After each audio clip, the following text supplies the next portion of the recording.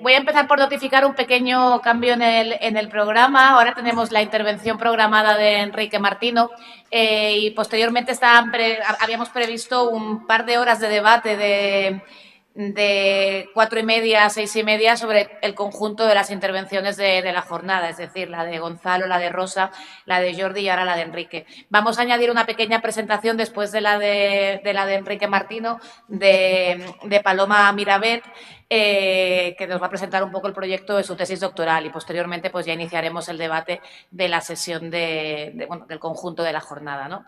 Sin más, voy a introducir a Enrique Martino, quien es investigador Juan de la Cierva en esta misma universidad, en el Departamento de Política, si no estoy equivocada, y ha trabajado, como ya sabéis, en la cuestión principalmente bracera del trabajo colonial y actualmente en los últimos años pues también está un poco explorando la cuestión postcolonial, la dictadura de Obiang y ahora un artículo reciente que ha publicado de Theodore in Situation, pero hoy nos va a hablar sobre, bueno, hoy va a presentar una comunicación que lleva por título Instituciones económicas en las dos Guineas ecuatoriales, de la autonomía a la independencia, 1963-1985.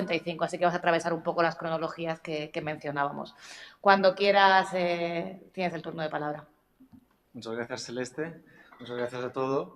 Es un honor también contribuir a este gran macro panel a través de las varias sesiones, que esperamos que sea un dossier muy interesante, también porque también he ido aprendiendo muchas cosas nuevas y también he intentado resaltar lo que me he encontrado, lo que me parece nuevo y también complementa y matiza un poco lo que hemos ido discutiendo conjuntamente.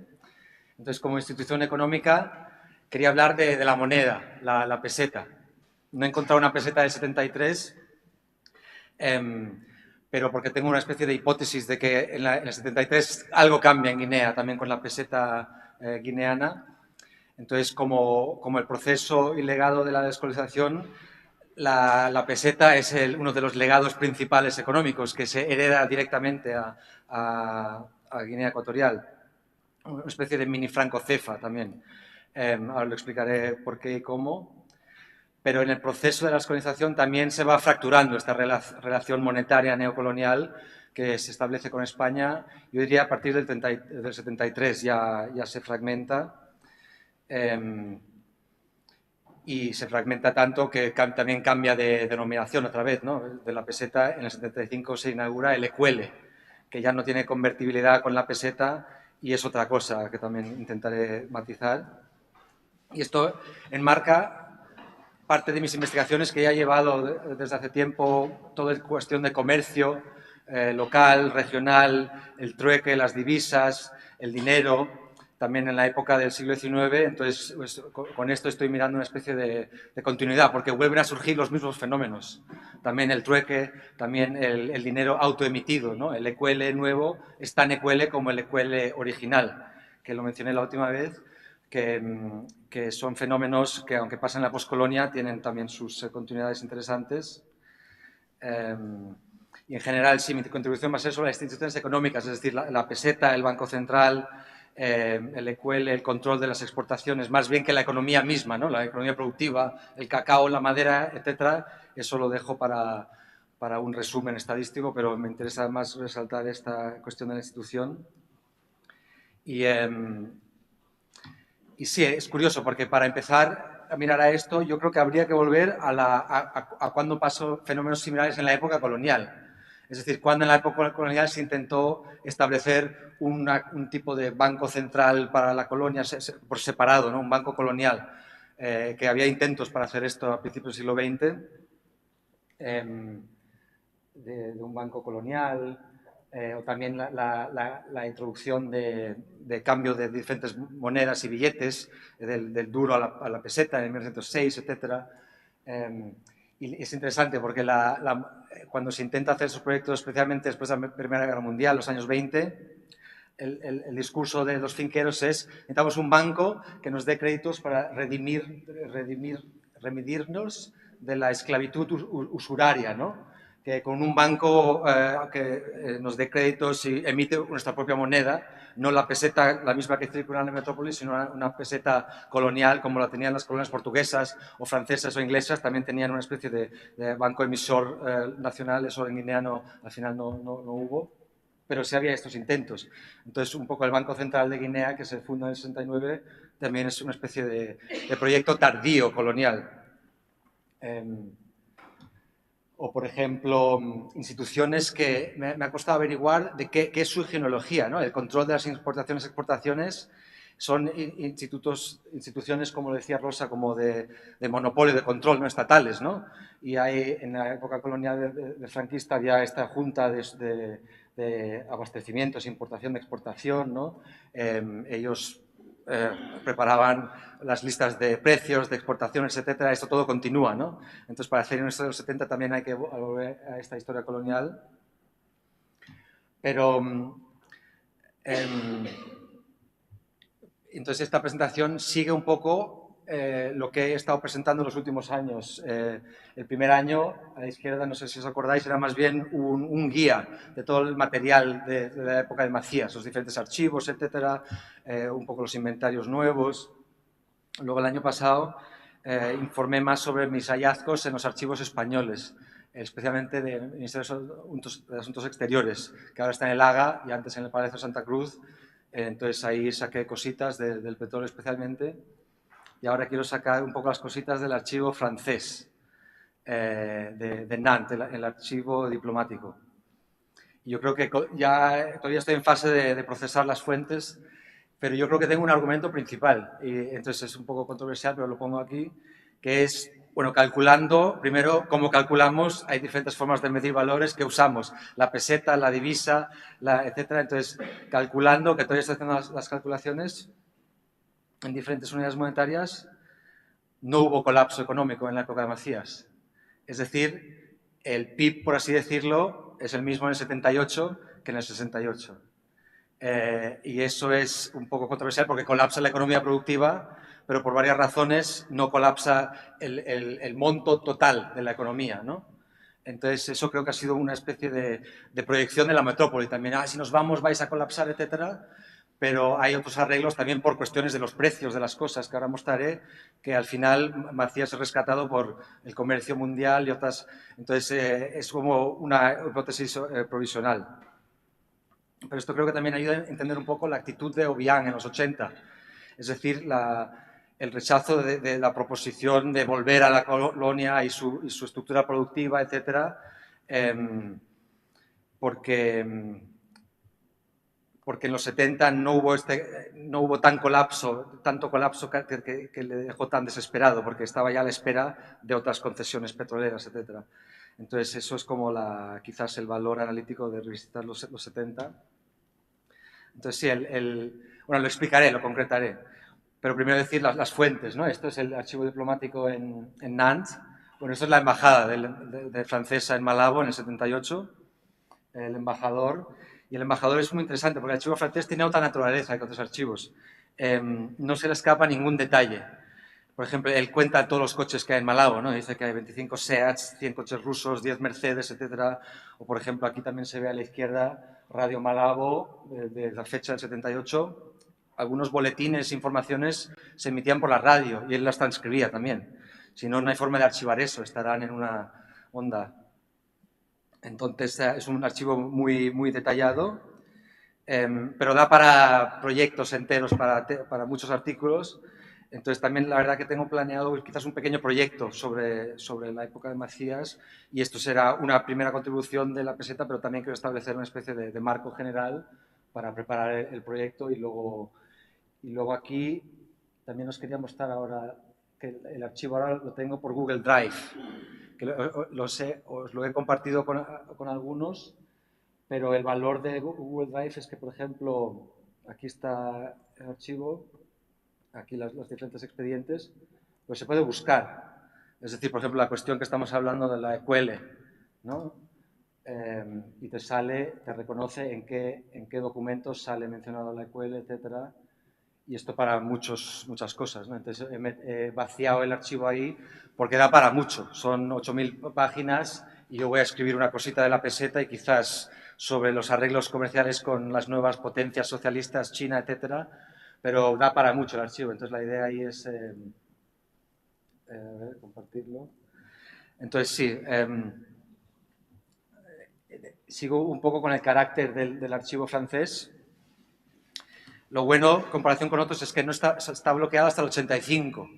El archivo español ahora podemos llegar hasta el 73, 50 años ley de memoria histórica.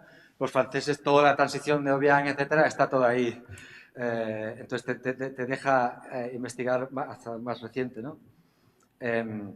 Por ejemplo, el mapa de las concesiones petroleras del 80 o del 81, que ya hablé la última vez, ¿no? Pero me ha salido otro mapa bonito.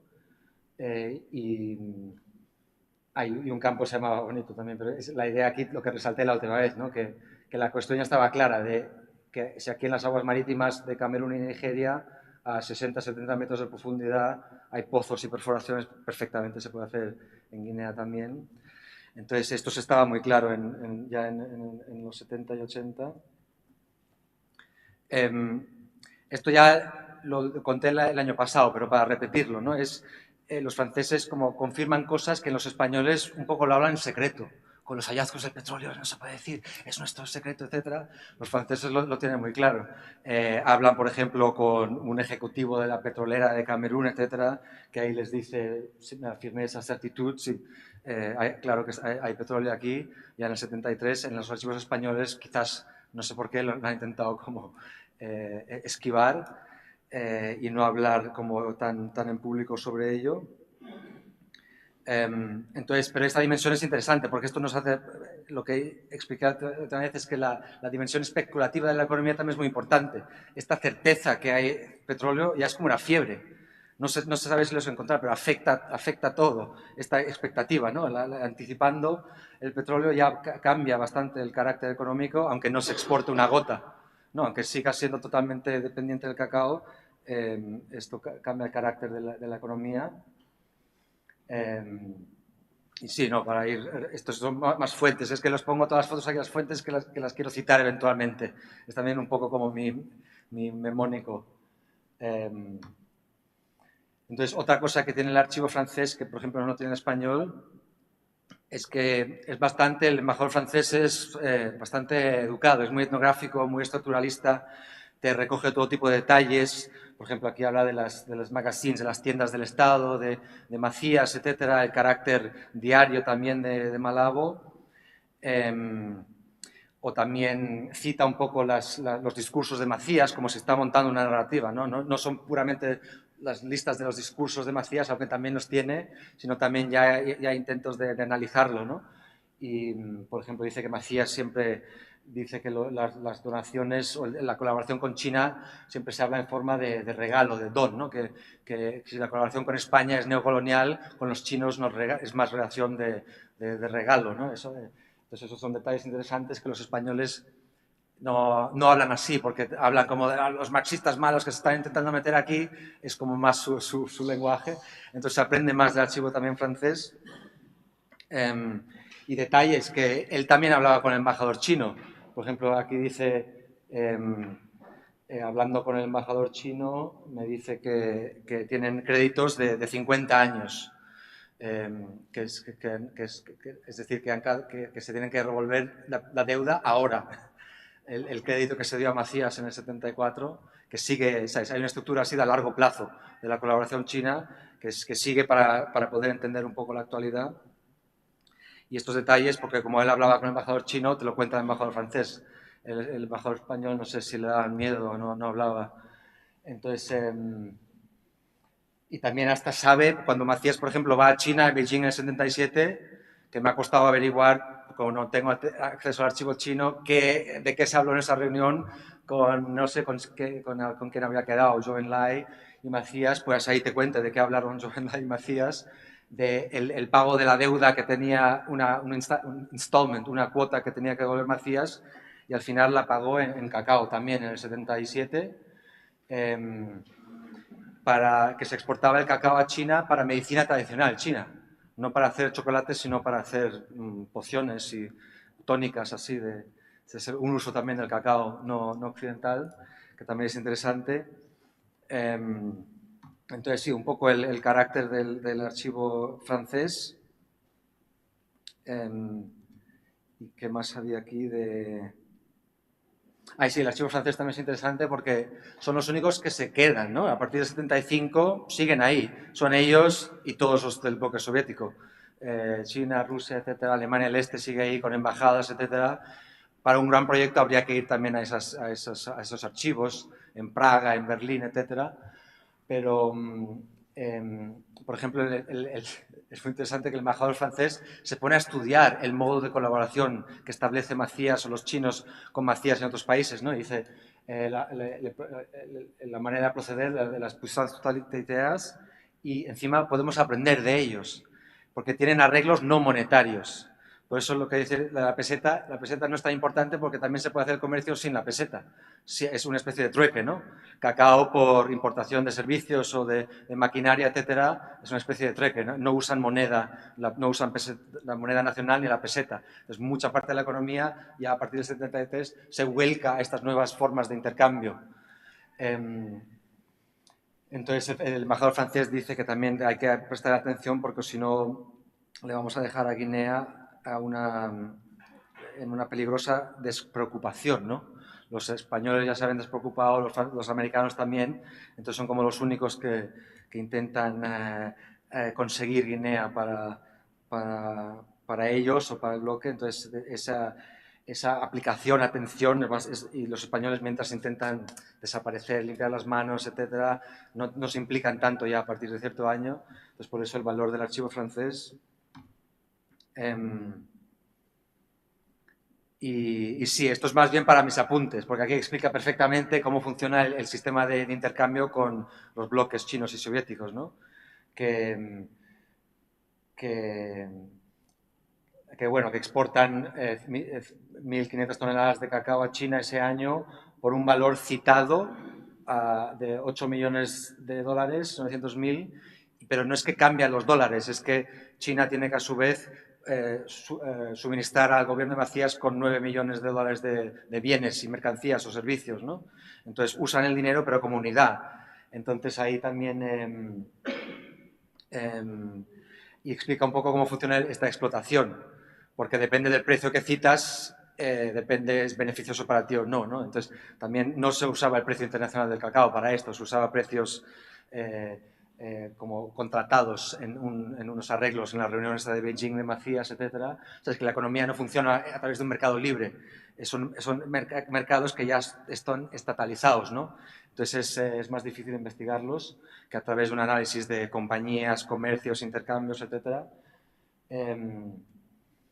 Entonces sí, esto del archivo francés. Otro detalle importante de lo que también le presta mucha atención el embajador francés y otros no, es la cuestión del precio de la materia prima, ¿no? Por ejemplo, esto ya mencioné la última vez, con el cacao no lo mencioné, pero el petróleo sí. Esto es cacao. El cacao por una cosecha, no sé si en Côte d'Ivoire o en Ghana, dispara de $1.000 a 4.000, del 74 al 75. Y en la época colonial estaba a 400. Es decir, por un factor de 10. El cacao que se vende en 78 cotiza 10 veces más que el cacao en la época colonial. Entonces, si las empresas coloniales, si se hubiera quedado la colonia, se hubieran forrado más en los 70, pero es decir, vacía se forró en vez de las empresas. Porque si sube algo el precio por 10, pues eso te compensa, aunque se haya caído, colapsado la producción por 80%. Te compensa más o menos para mantener el equilibrio. Por eso he dicho que no cambia la economía a nivel global, tienen los mismos ingresos al final. Y es curioso, por eso también explica un poco la longevidad de Macías. Y en la cuestión del petróleo, esto ya lo mencioné la última vez, pero es resaltarlo, ¿no? Eso cuando algo se cuadruplica en el precio, eso afecta todo el cálculo, especialmente cuando la economía depende totalmente de esto. Entonces, sí, estos precios siempre hay que tenerlos en cuenta. Cuando hablemos de materias primas, la materia prima solo sale a través de un precio, ¿no? Entonces, se discute conjuntamente. Y, por ejemplo, el embajador francés en el 77 es el único que escribe una memoria, sí, un poco de la economía de Macías, y hace sus cálculos, etcétera. Por ejemplo, aquí el PIB en el 68, $260, etcétera. Primero, también muestra de qué inútil es la idea del PIB, ¿no? Porque en el caso de Guinea todo está estatalizado ya en el 78. Él dice, tout est étatisé. No hay empresas, solo hay empresas francesas. La constructora, la que construía el puerto, otras obras, otra forestal, eran francesas. Y dice, bueno, quedan algunas pequeñas empresas españolas, pero de poca importancia. Es decir, que la economía ya no se puede medir, es una cuestión de cómo se mide el Estado. Y también si se mide el PIB per cápita, pues la población también importa, ¿no? Entonces también pone que, claro, si ha huido como huyó un tercio de la población, pues el PIB no hay que calcularlo sobre 250.000 o 300.000 personas, sino sobre 150.000. Entonces en el 78 el PIB son 200. Es decir, el PIB no calcula la transacción monetaria interna al país, sino las divisas. El dólar y el dólar equivalente que recibe del exterior, esos son 30 millones de dólares, y lo divide por la población, ¿no? El PIB de la época colonial tampoco tiene un método más sofisticado para calcular el PIB. Miden las exportaciones total y lo dividen así. Entonces es curioso, el 73 yo lo llamaría un poco el año de la descolonización, porque el proceso de la descolonización, la descolonización económica está muy bien, está muy claro que el 73 ya es la transición, la ruptura total y la transición. Con el incidente de diciembre del 73 de Carrero Blanco, seguro. Si Macías quizás fuese mejor organizado, quizás también se hubiera implicado a deshacerse de Carrero Blanco, porque cuando Carrero Blanco se va ya cambia el carácter económico de Guinea totalmente. Y por ejemplo, esta apertura en el 73, lo que he mirado de las petroleras es en el 73-74, donde hay como esta nueva fiebre. Y esta apertura a las petroleras americanas, aunque no llegó a nada concreto, esto es más trascendiente que un poco un discurso anticolonial, antiamericano, antiespañol, etcétera, para la economía, ¿no? Es un poco como hoy. El régimen de hoy también es formalmente anticolonial, denuncia a los neoimperialistas europeos, pero colabora con diferentes países, diferentes petroleras, etcétera. Es un poco el mismo carácter en los 70, no es otro mundo. Entonces, en el 73 también hay esto es como, casi nos recuerda a los 90, cuando el país se intenta vender como un país que se abre al mundo para nuevas inversiones, es favorable al turismo. No, a nivel internacional, en el 73, los medios franceses, no este discurso que Macías es un dictador loco, soviético, etcétera, ahí como se está intentando vender a varias nuevas potencias ya. Antes no hace este intento porque no sabe cómo venderse, no tiene los contactos, pero en el 73 ya esta reorientación. Y con esta reorientación entran nuevos consejeros, ¿no? Porque también, como dice el embajador francés, sí, a la élite guineana no entiende los mecanismos económicos y financieros internacionales que les dirigen, ¿no? El sistema de préstamos, el precio del petróleo, etcétera. Entonces, depende de bancos especializados de esta cuestión. Entonces, hay una nueva serie de asesores y de expertos, etcétera, que vienen a sustituir la formación la tecnocracia, ¿no? del país. Y Trevijano es uno de ellos, muy claro. Pero no solo, no son españoles la mayoría.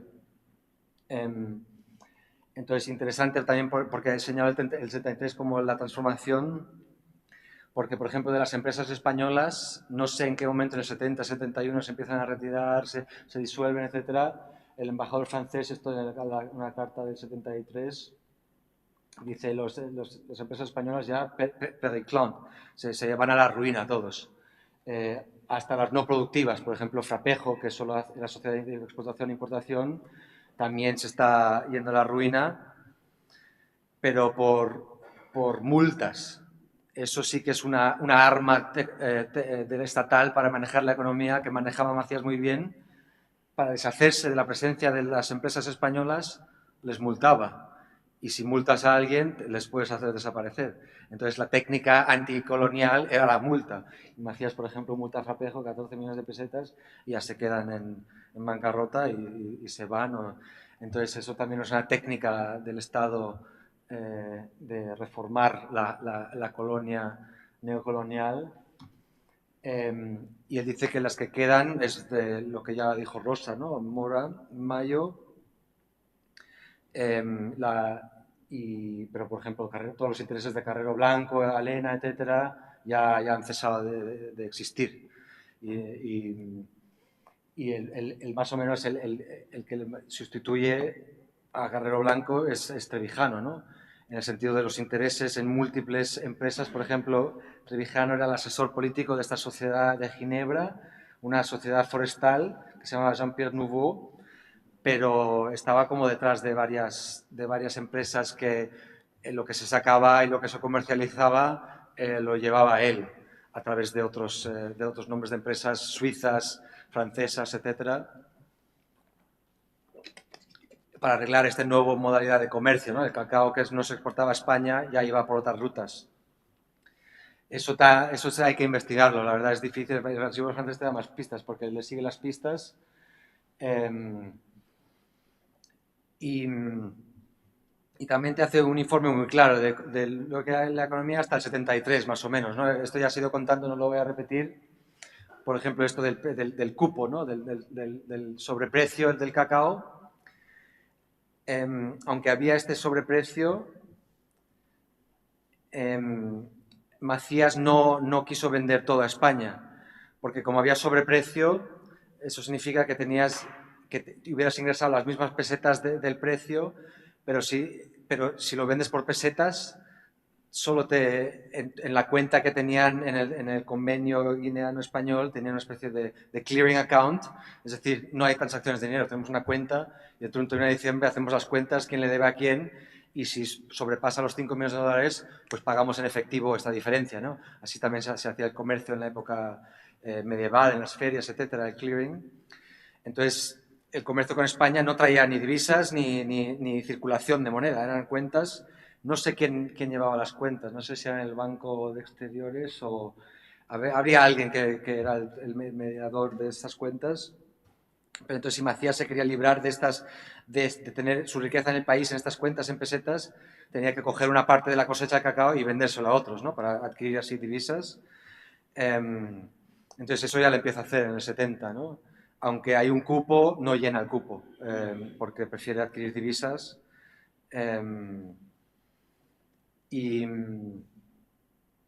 Y también explica que Trevijano, Macías le dice que Trevijano está ahora al frente del nuevo comisario del plan. No se sabe qué plan, no he encontrado un término así del plan del 73 de desarrollo, pero es interesante porque, por ejemplo, hace también una reseña de los planes de desarrollo, ¿no? Dice que en el 68 el plan de Velarde Fuentes está muy claro, ¿no? El objetivo era subir el PIB de 170, inversiones públicas, lo que ha explicado Gonzalo, y dice que en el 68, quizás por intervención de Carrero Blanco, no hay ningún plan o institución que debe elaborar o planificar la economía a largo plazo o a medio plazo. No hay ningún plan de desarrollo socioeconómico. Esto es en el 68. Entonces aquí los diversos expertos extranjeros que entran, etcétera, para intentar sustituir un poco la tecnocracia, especialmente las Naciones Unidas, pero yo creo que Trevijano en algún momento vuelve al frente, no sé, está muy ocupado en Madrid, claro, Trevijano, pero en 72-73 le confían de implementar la revolución económica del país, anunciada por Macías en varios discursos, en el diario de la Guinea Ecuatorial, en el periódico,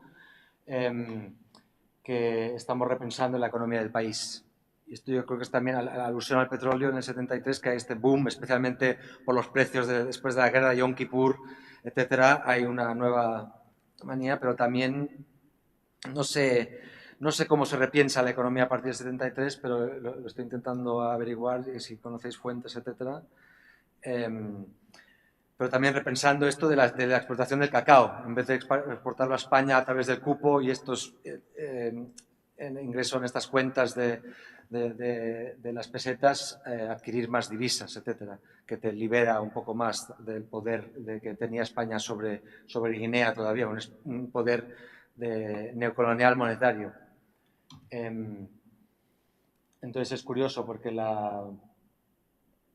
sí, esto es cuando conecta a Trevijano y a las compañías francesas que tenían varios intereses también en prospecciones, en concesiones forestales, etcétera, que las llevaba Trevijano con empresas francesas y suizas.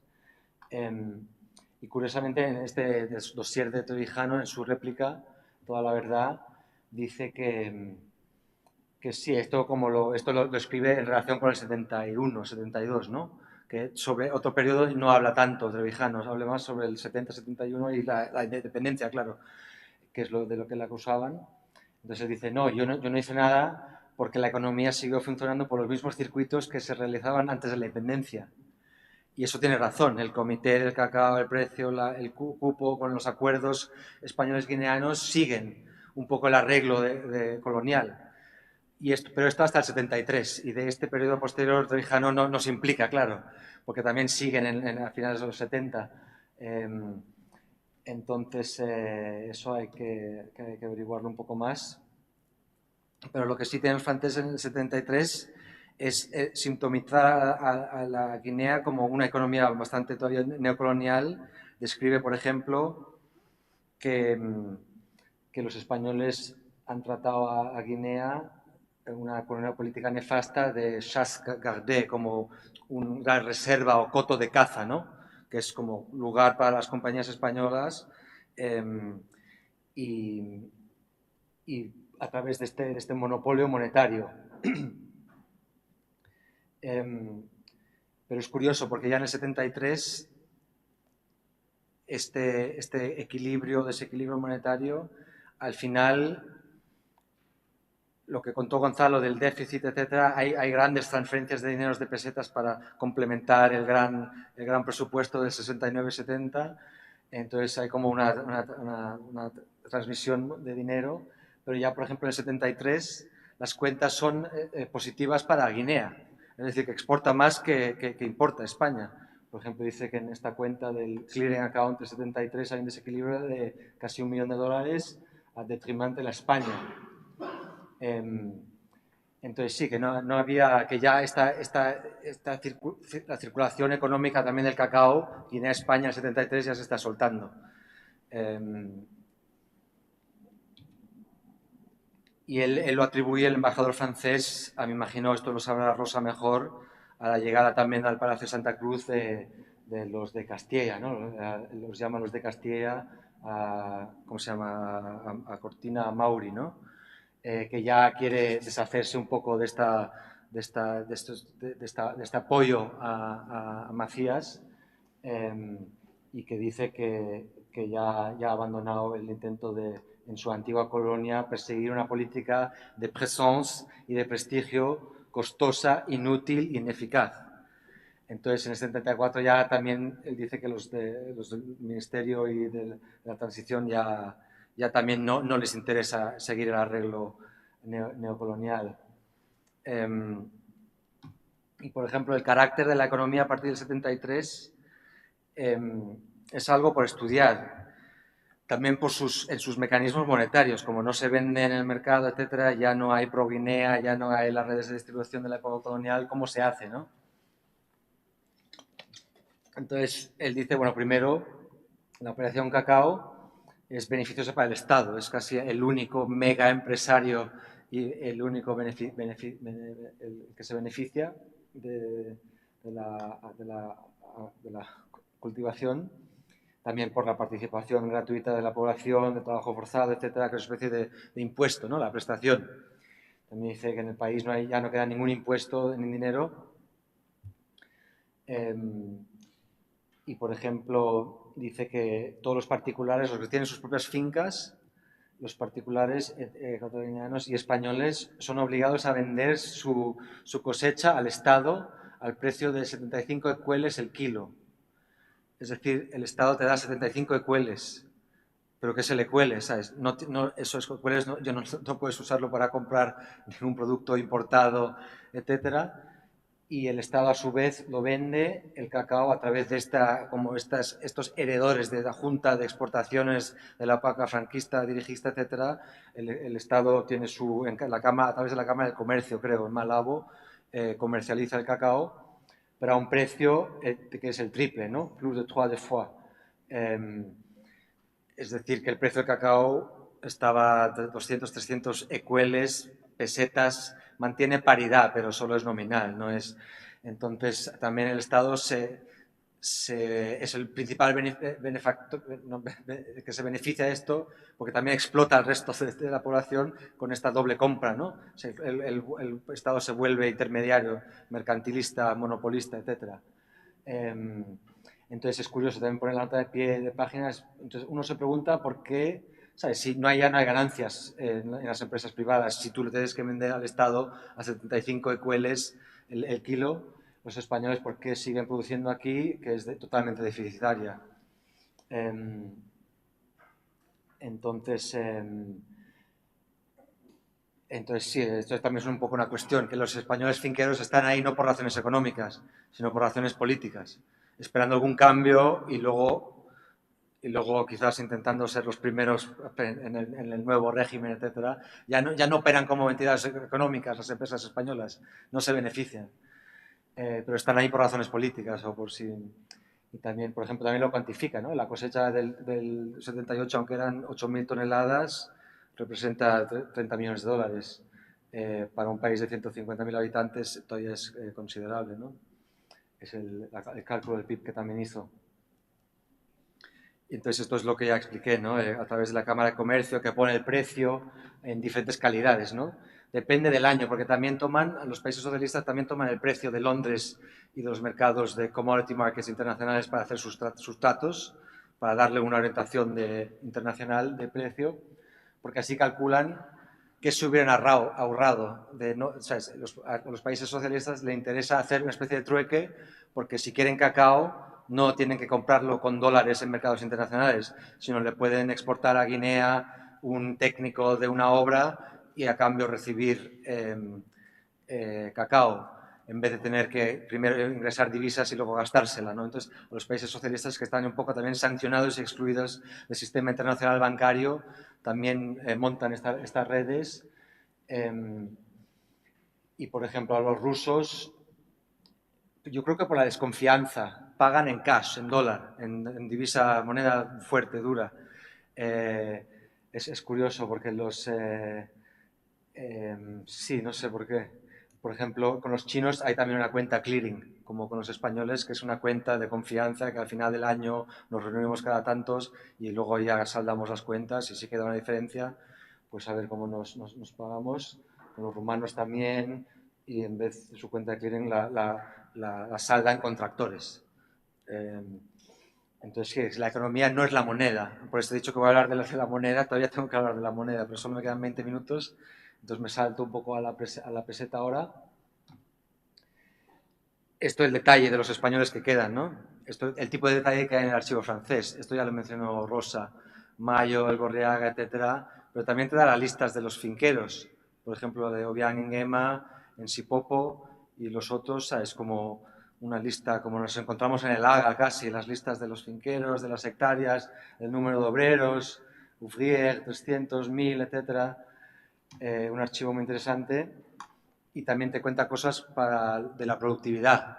Por ejemplo, aquí las hectáreas, también los bubis, producción de cacao, 2 toneladas, pero a 1/3 de la productividad de las grandes fincas, ¿no? Entonces también te ayuda un poco a entender lo que es la economía, el latifundio, el minifundio, la productividad de trabajo campesino, etcétera. Todo eso también son variables que afectan al final la productividad.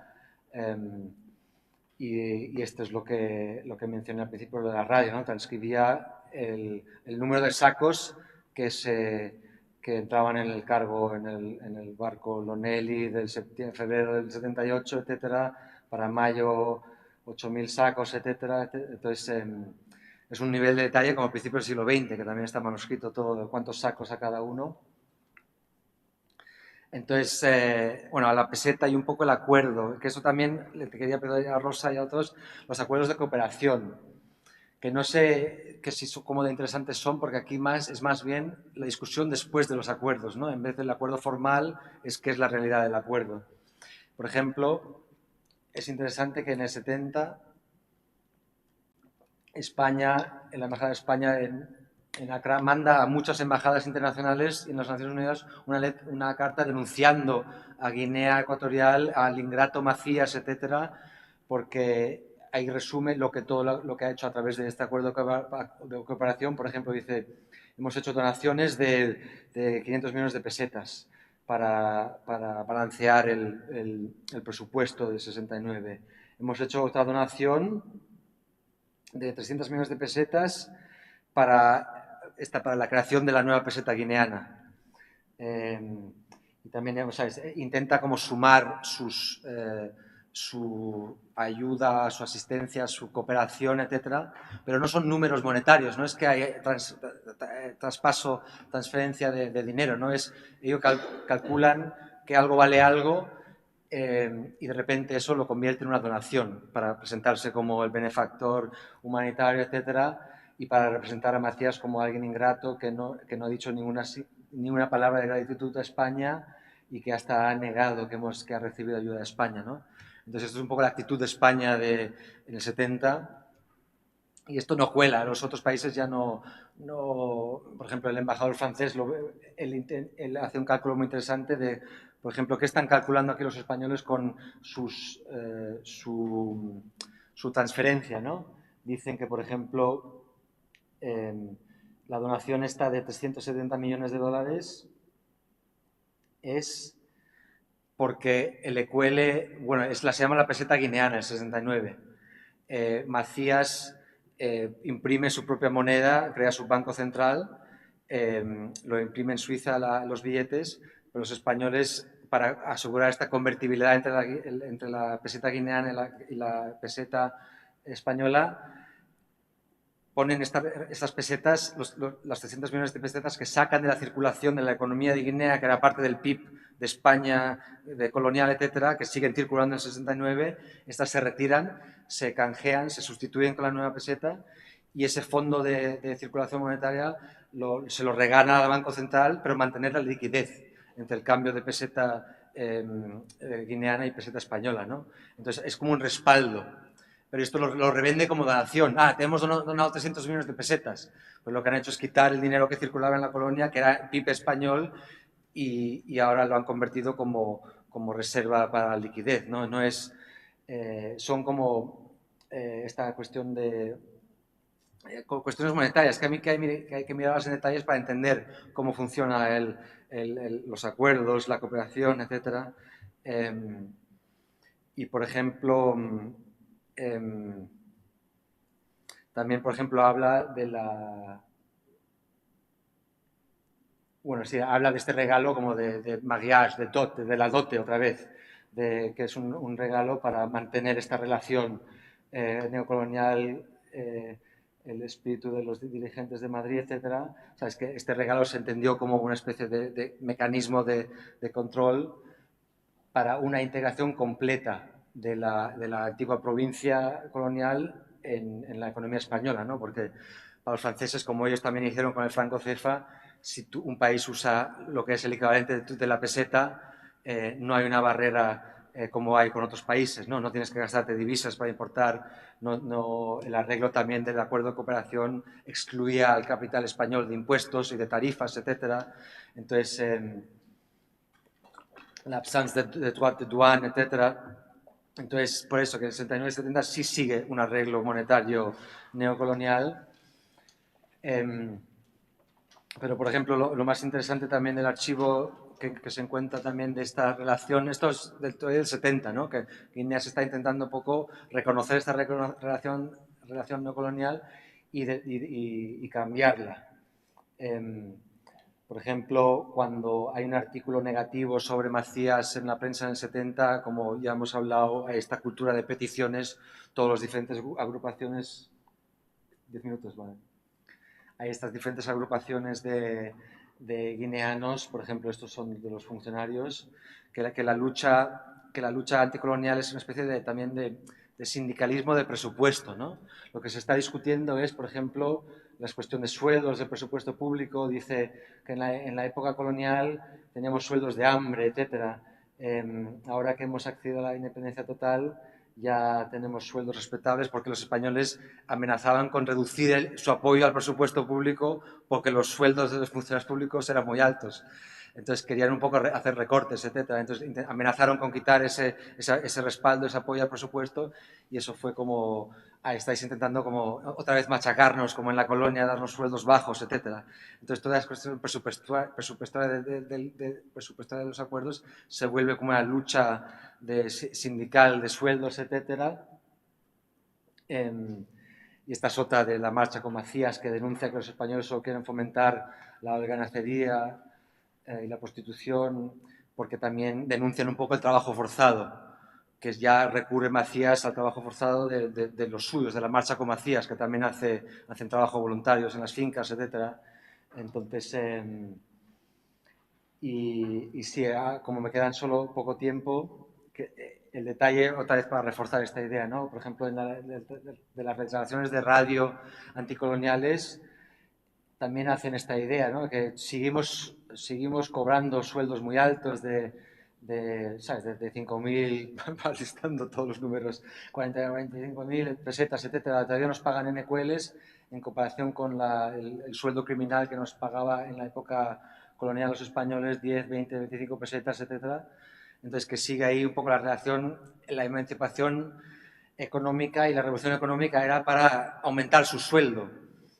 Y no solo, por ejemplo, Macías, en un discurso cuando inaugura el Banco Central en el 72, este es el bonito Banco Central, una constructora francesa. Bueno, el español embajador dice, estas obras que hacen de Macías son absurdas, ¿no? Tampoco le presta mucha atención el embajador español, porque claro, se está gastando todo el presupuesto en esta obra que costó 10 millones de dólares, pero, por ejemplo, en el discurso de Macías, él dice que ahora necesitamos un banco central porque somos más ricos en el 72, porque no solo, ¿sabes? En la época colonial, el 90% de los directivos, de los ejecutivos o de los que manejaban las empresas eran blancos. Ahora ya no hay blancos, ahora todos son guineanos, entonces tenemos más sueldos. Los sueldos de 50.000 pesetas antes iban a los blancos y seguían los sueldos de 50.000 pesetas, pero ahora para la nueva élite guineana, ¿no? Entonces, esto es lo que resalta, que ahora también nos llegan los sueldos altos. Y con nuestro Banco Central, poner vuestros ahorros ahí, etcétera, y así podemos coger la economía en nuestras propias manos y de la nación, ¿no? Entonces, que esta idea de nacionalizar la economía es también como, es el socialismo de Macías, ¿no? Es más bien convertir el capital que antes recibía los accionistas de las varias empresas coloniales, eso es sustituido por el Estado. O los altos sueldos de los colonos, eso se van a ser sustituidos por guineanos, ¿no? Entonces, eso es como el intento económico anticolonial. Y la EQL no me queda mucho tiempo, pero para resaltar un poco bueno, mostrar también un poco de imágenes, que si no son todos citas francesas, detalles de lo que ya he ido explicando un poco, que es convertible a la peseta, pero solo a través de este mecanismo interno del acuerdo de cooperación, que no para el acuerdo se renueva en el 74, en el 75, y en algún momento sigue, no sé en qué momento acaba y se reanuda, pero el flujo de las pesetas es a través de estas instituciones, y luego el flujo de las divisas es otro, ¿no? Hay otras cuentas que... esto no lo voy a contar ya, el control de la exportación, etcétera. El presupuesto, 5 minutos, ¿no? No, bueno, si me quedan 5 minutos digo algo mejor, lo más interesante. Lo de las divisas puede ser interesante. Bueno, también esto, la idea es que el déficit presupuestario También en el 73 ya ha balanceado sus cuentas, Guinea, pero tiene muchas deudas y para amortizarlas se gasta casi el 20% de su presupuesto en deudas, ¿no? No sé deudas a quién, al Fondo Monetario también tiene unos créditos, a diferentes instituciones. Entonces eso dice el embajador francés que también no les gusta este sistema de deudas, el discurso este de la usuria, etcétera, es también muy característico de las élites de Macías, que es que sí, que no quieren sacarse créditos, prefieren hacer el comercio internacional tipo trueque, como hacen con China, con Rusia, con cash, todo es efectivo. Ya no hay cuentas, créditos, etcétera, manejos financieros complejos, porque también hay ese sentido que con esto te vuelve, hay trampas, de repente se extiende un crédito para pagar alguna deuda y se acumulan los intereses, etcétera. Entonces también en Guinea las élites optan por extraerse de este sistema un poco financiero y retornan a este sistema, lo que se llama en inglés el barter agreements, es decir, comercio internacional a nivel de cambio de mercancía, que se llaman barter, el trueque, ¿no? Pero sigue teniendo cuentas de divisas y esas están en Ginebra manejadas por Trevijano. En Nueva York, en Amsterdam también, y ahí es donde pone, cuando vende el cacao a Yugoslavia, le ingresan las divisas ahí. No hay banco que puede tener divisas en Guinea, menos el Banco Central que lo manejaba Macías personalmente, como Obiang también. Entonces hay una especie de continuidad aquí. Y sí, con eso acabo. Tengo más datos, estos ya creo que he acabado. El resto eran datos. Y lo más interesante para el artículo es, en vez de repetir un poco la memoria de los datos, aunque debería publicarlo, una especie de apéndice transcribido, porque es una memoria muy interesante del embajador francés, que estaba solo ahí, hablando con los diferentes embajadores del bloque socialista y recogiendo datos. Y también dice que los datos son très officieux, ¿no? Son secretos del Estado, que estos datos no se nos han sacado, no hay publicaciones oficiales de Guinea, de estos datos del presupuesto, etcétera. En el 70 sí, en el 71 ya se para de publicar cualquier cosa del gobierno, dato de presupuesto, de gastos, etcétera, ya no se publica. Entonces se tiene que llegar a estos datos a través de este tipo de memorias que ahora se pueden acceder, porque también los datos públicos o las memorias del Estado no rinden, pero entonces hay que aprovechar el trabajo bastante intenso del embajador francés y agradecérselo. Aunque antes era más antifrancés. Ahora que he leído, creo que en los 70 los franceses tenían como una óptica muy diferente al archivo español, también muy diferente al archivo americano.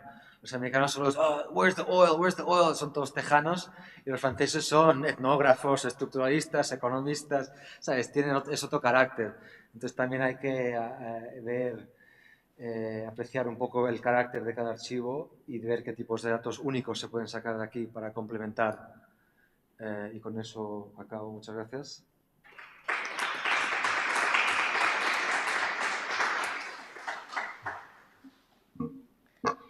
Muchas gracias, Enrique. Como ya he comentado, hemos alterado un poquito el programa para poder encajar la intervención de Paloma Miravet Llorens, quien es investigadora predoctoral en la Universidad Jaume I y que está realizando una investigación sobre las criollas fernandinas. Así que tienes un ratito para poder exponer tu trabajo y posteriormente pues abriremos el turno de debate que corresponde a todas las intervenciones de la jornada. Buenas tardes. En primer lugar, agradecer a los organizadores de este seminario la oportunidad de exponer mi tema de tesis, plantearos las líneas de investigación y los avances que hemos conseguido en este año y pocos meses de doctorado. Bueno, el título provisional de la tesis es Las criollas de la Fernandoponia colonial, propiedad, agencia y comunidad. La parte de la comunidad, para no extenderme demasiado y también porque es la que menos encaja en la temática de la mesa, va a quedar fuera de la presentación, pero sí que hablaremos de propiedad y agencia. Bueno, esta es una presentación que tenía preparada para otro tipo de evento más generalista. A vosotros os sobra el mapa, aunque sí que voy a introducir algo de contexto histórico. Los que sois expertos en Guinea me disculparéis, que seguramente ya lo sabréis, pero a los demás creo que puede servir como introducción a la intervención. España poseía la titularidad de la isla de Fernando Po desde 1778 tras la cesión de Portugal, pero era más nominal que efectiva. La ocupación de la colonia no se produjo hasta 80 años más tarde, en 1858. Entre tanto, Gran Bretaña fundó Clarence, Santa Isabel, durante la colonización española, hoy Malabo, con la intención de trasladar el Tribunal Mixto para la represión de la trata desde Sierra Leona. La isla, enclavada en medio del Golfo de Biafra, se encontraba en una situación geográfica privilegiada para vigilar la entrada y salida de embarcaciones desde cualquier puerto. También contaba con otras ventajas, como que ningún país europeo se había establecido en ella y que era más salubre que Sierra Leona. Los británicos dominaron de facto el territorio entre 1827 y 1833. Llegaron con una expedición compuesta por militares británicos europeos de la Royal Navy y africanos de la Royal African Corps, a los que se sumaron unos 150 colonos y trabajadores sierraleoneses. La administración británica abandonó el asentamiento en 1833 ante la imposibilidad de comprar la isla España. Pero los colonos de Sierra Leona permanecieron en la isla y durante las décadas siguientes conformaron el grupo criollo negro denominado Fernandino, al cual se fue integrando población esclava liberada, que llegó a suponer 2/3 de la población de la capital en la primera mitad del siglo XIX, bubis, los inmigrantes de Sao Tomé y Príncipe y emancipados y deportados de Cuba. En 1843, la expedición comandada por José Lerena delegó la autoridad en el comerciante inglés John Beecroft, quien gobernó en nombre de España hasta que en 1853 fue sucedido por el comerciante inglés William Linslater. Él ejerció como gobernador hasta que en 1858 Carlos Chacón tomó posesión de Fernando Po, convirtiéndose en el primer gobernador español.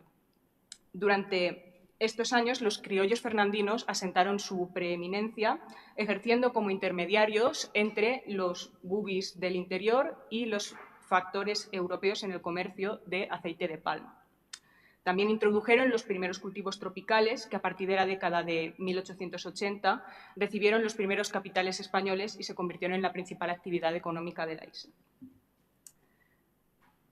El papel de los grupos criollos en las sociedades coloniales ha sido tratado fundamentalmente por la historiografía anglófona para el caso de la colonia británica de Sierra Leona. Las obras clásicas destacan su rol como élite intermediaria, asimilada a la cultura anglosajona, con un papel dual, sometidos por los colonos a la vez que élite subalterna para la dominación de la población local. En este sentido, recogemos el concepto Black Englishmen, ingleses negros, empleado por Christopher Fife, así como el de Black Capitalist, capitalistas negros, acuñado por Ibrahim Sundiata, pionero en el estudio de los criollos fernandinos. Los primeros trabajos de investigadores españoles sobre la colonización de Guinea han tendido a reproducir la referida versión del grupo criollo.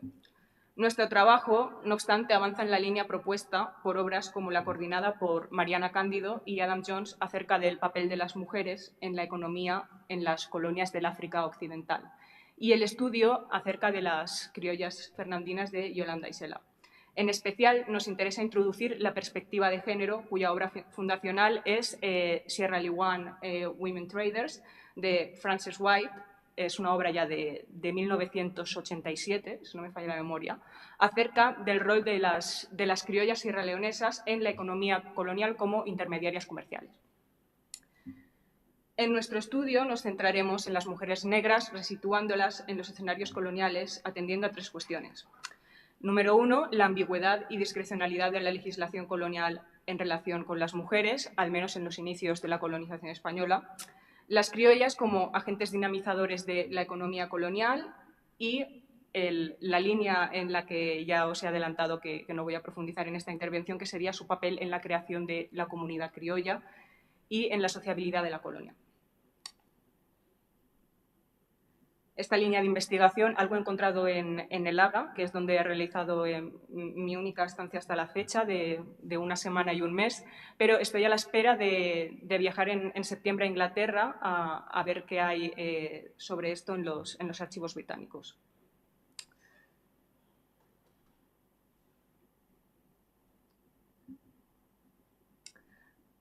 Para iniciar la investigación planteada, contamos con las siguientes fuentes, y ahora os explico la leyenda. Lo que está subrayado de color verde son fuentes que hemos encontrado completas, con los datos completos y que ya hemos trabajado, sobre las que ya hemos trabajado. Las que están subrayadas en amarillo son fuentes que hemos encontrado incompletas. Las estamos trabajando, pero son fuentes por ahora incompletas, a falta de futuras estancias, en las que veremos si podemos completar esta información. Las subrayadas en azul son fuentes que, tras haber consultado el inventario del Haga, sabemos que se encuentran allí, pero todavía no he podido ni pedir la caja ya para futuras estancias. Pero también nos interesa consultarlas. Regresando a las líneas de investigación, Carmen Dayana Dir y Magdalena León, en su estudio Género, Propiedad y Empoderamiento, ponen en valor lo que denominan una política ciega respecto al género, que hace referencia a disposiciones legales que no establecen ventajas ni restricciones relacionadas con el género.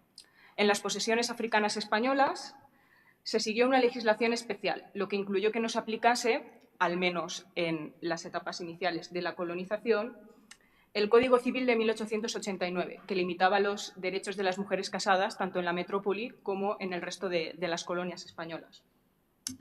Asimismo, la legislación colonial del siglo XIX respecto a la propiedad se caracterizó por ser escasa e imprecisa y no impedir el acceso a la tierra de indígenas o extranjeros, fuesen hombres o mujeres de cualquier estado civil. La ausencia de restricciones se mantuvo durante el resto de la centuria, pero el auge de las plantaciones de cacao a partir de la década de 1880 y la consecuente llegada de los primeros capitales de la metrópoli hizo que la administración colonial ampliara gradualmente la legislación para consolidar su control sobre el principal recurso productivo de la isla, la tierra. El acceso a la propiedad se tradujo en que un mayor número de mujeres criollas actuasen como impulsoras de la economía de la colonia. Un ejemplo de ello lo encontramos en la figura de Frances Matthews. Durante la década de 1850, Frances y sus hijas fueron conocidas por su esmerada educación y la casa de comercio familiar, la más prestigiosa de la colonia según varios contemporáneos. El gobernador les había concedido en junio de 1854 un terreno en la ciudad que medía 70 pies de largo por 130 pies de ancho. Elena, una de las hijas de Frances, amplió el patrimonio con la adquisición de un solar de 230 metros cuadrados en el puerto de Santa Isabel, la capital. En aquella época, la casa Matthews compartía la hegemonía con la de los Linklater, a la que también les unían lazos familiares. Está encabezada por el último gobernador inglés de Fernando Po, William Linklater, y su mujer, Juliana, de origen africano, quien administraba y acrecentó el patrimonio familiar durante las numerosas ausencias de su esposo, quien, tras ser depuesto del cargo de gobernador, fue cónsul de Inglaterra en la zona. Juliana figura en el listado de concesiones de terrenos, estas son concesiones de 1862 a 1890, figura como una de las primeras personas en la isla en recibir una concesión a su nombre, 200 hectáreas, como podéis ver el 7 de noviembre de 1862, que dedicaría al cultivo de cacao, algo en lo que fue pionera.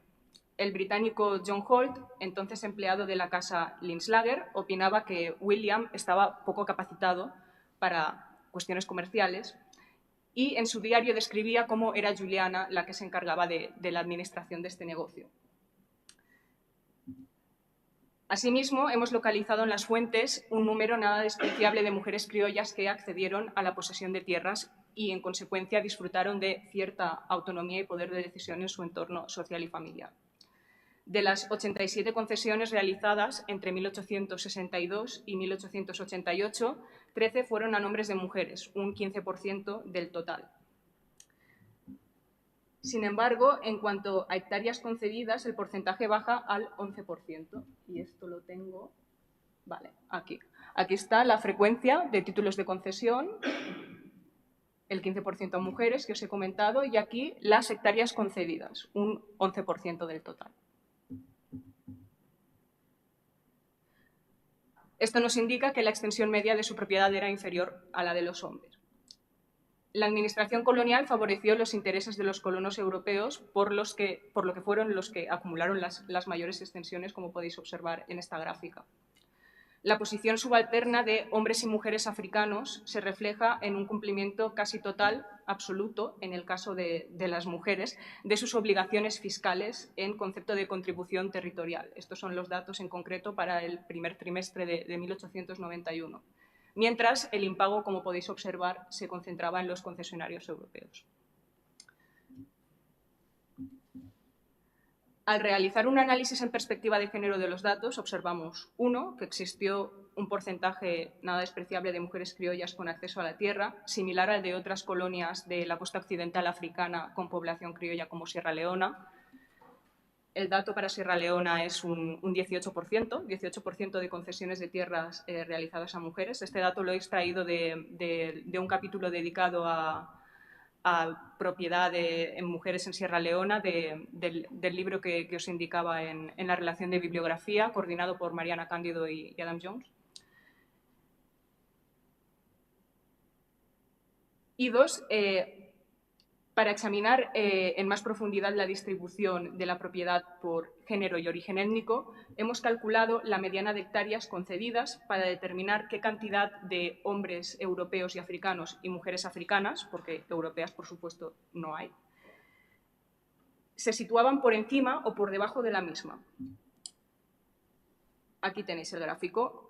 Y, como podréis observar, los resultados confirman que el acceso a la tierra estaba condicionado por factores étnicos y de género y, pese a la legislación neutra respecto al género, las jerarquías raciales y de género imperantes en la colonia condicionaban en la práctica el acceso a la propiedad.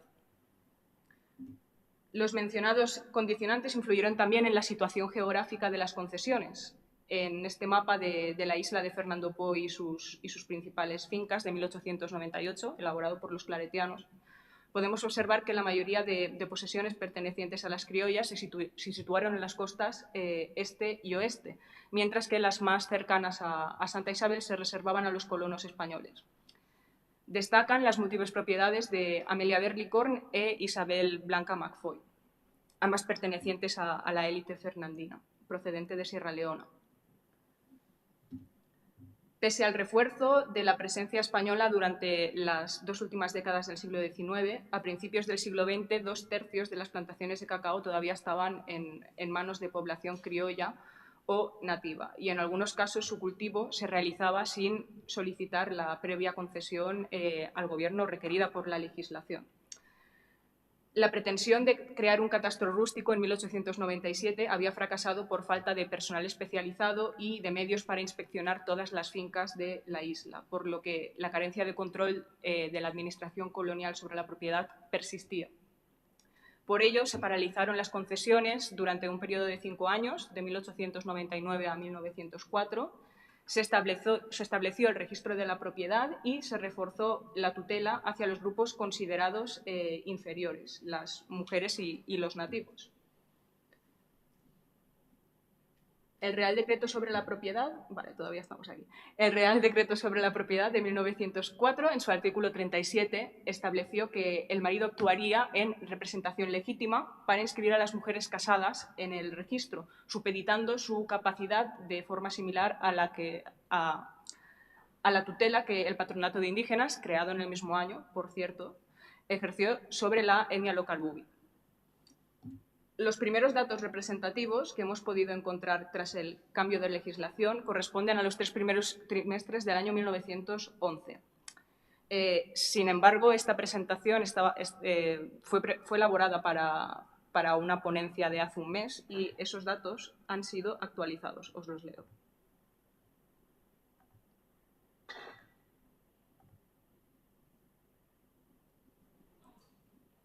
Estaríamos hablando de un total de 442 títulos de concesión, de los cuales 238, con un total de 3.173 hectáreas, fueron concedidos a hombres, 70 títulos con un total de 453 hectáreas a mujeres y 16 títulos con un total de 1.142 hectáreas a sociedades mercantiles. Puede que nos cuadren los números porque tenemos un porcentaje de indefinidos, es decir, personas cuyos nombres hemos leído en los registros de concesiones, a las cuales no podemos, por falta de conocimiento nuestro, esto ya se irá perfilando, no podemos encajar como hombres o como mujeres, no podemos determinar su género. Son 121 títulos, que representan un 27% del total. Esto lo iremos puliendo a medida que avance la investigación. Vale.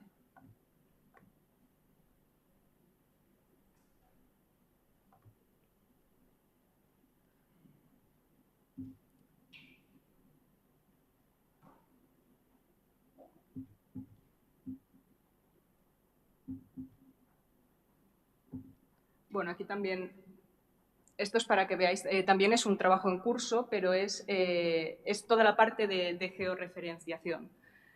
Es decir, en los títulos de concesión, las concesiones están asignadas a un área de la isla en concreto. Lo que estamos haciendo es georreferenciar esos títulos de concesión en sus respectivas áreas para poder hacernos una idea, una imagen, una foto fija de la estructura de la propiedad.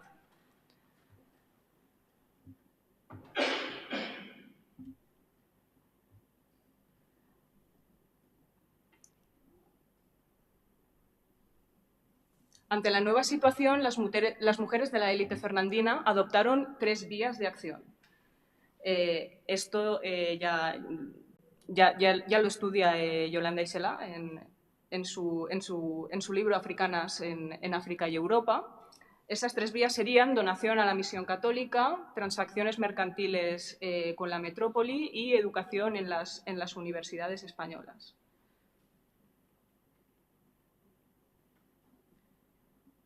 Nuestro objetivo era averiguar cuáles fueron las estrategias empleadas por las criollas de menor poder adquisitivo.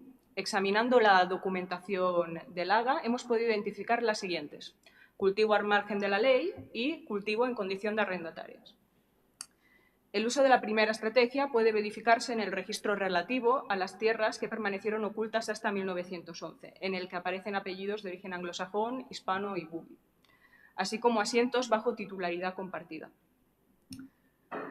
La segunda se confirma en la relación de fincas puestas a cobro en 1911.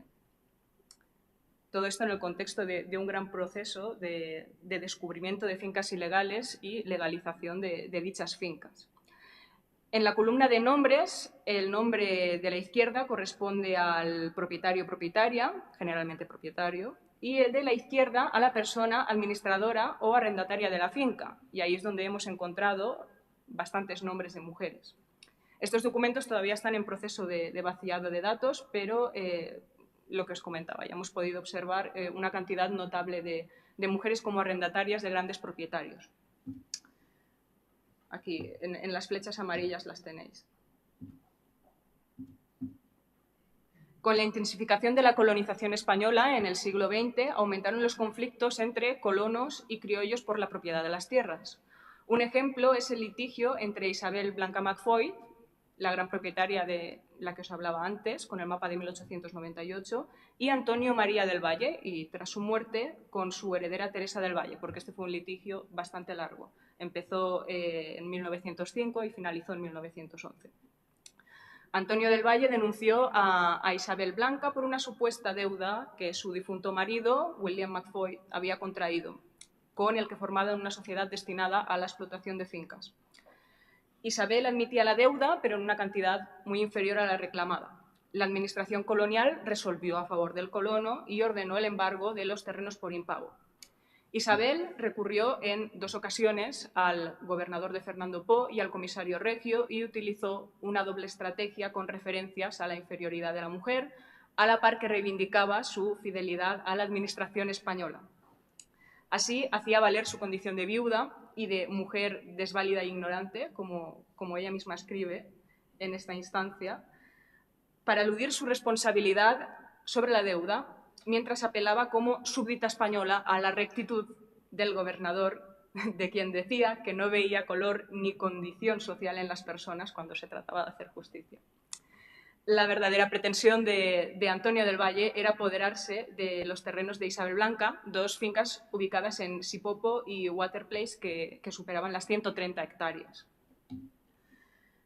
La propiedad, o en su defecto, el acceso a la tierra, garantizó una mayor independencia económica y, consecuentemente, mayor capacidad de agencia a las criollas fernandinas, dos atributos altamente valorados por ellas, como lo demuestra que, ante los cambios administrativos derivados de la intensificación de la autoridad colonial, no se conformaran, demostrando un notable conocimiento de la legislación colonial. Utilizaron los discursos coloniales y de género de la metrópoli para plantear reivindicaciones propias. Ante la concentración de la propiedad en manos de los colonos, españoles buscaron alternativas para seguir teniendo acceso a la tierra. La pluralidad de estrategias desplegadas, en las que se entrecruzan factores de género y raza, reflejan a su vez el bagaje adquirido en una o varias experiencias anteriores en uno y otro lado del Atlántico, primero como esclavas y después como libertas en las colonias africanas. Muchas gracias.